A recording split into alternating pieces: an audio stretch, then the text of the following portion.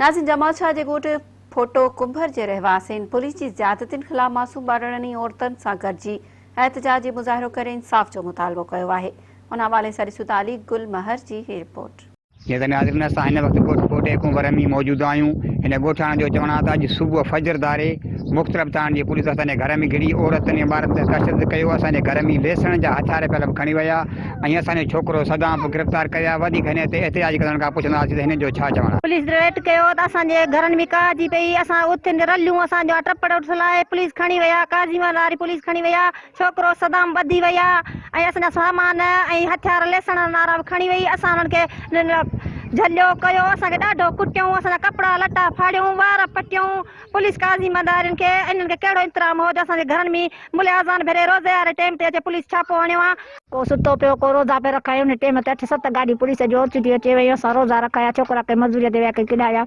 Police जे लथी ते घरनि में काजी पई, वञी हंध टपड़ कोली को न्याणियुनि जे मथां रलियूं लाथई कई, पेटियूं खोले, हथियार असांजा लेसण वारा खणी वई। निगरी असांजे रिकाटी ते कई त उनखे ॾुंडनि माठी धक हणियो, उनखां मोबाइल हिकिड़ी खसियो, ॿी थोरी हुई त उन में थोरी असां करे वरिती। खल पाण साम्हूं बीठो हो सदाम खे असां चवंदासीं त असांखे माना ॻोल्हे हथु करे ॾीन, असांखे ख़तरो आहे।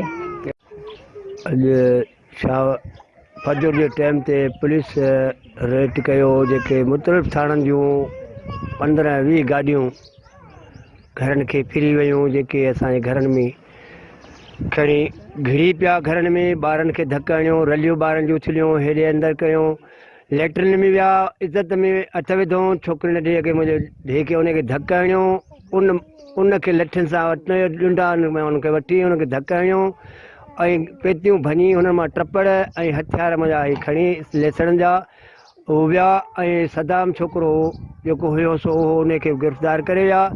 त ऐसे काज़ी अहमद खां पुछो त असां त कहिड़ी सूरत जो रेट हुयो, जाके असां धाड़ेला हुआसीं, असीं चोर हुआसीं, असां पुछा कयो त हिन खां कहिड़ी असां ते पार्टियूं जेको हिन असां ते रेट कयो। कैमरामैन एहसान जमाल सां गॾु अली गुल महर, मेहरान टीवी न्यूज़ जमाल।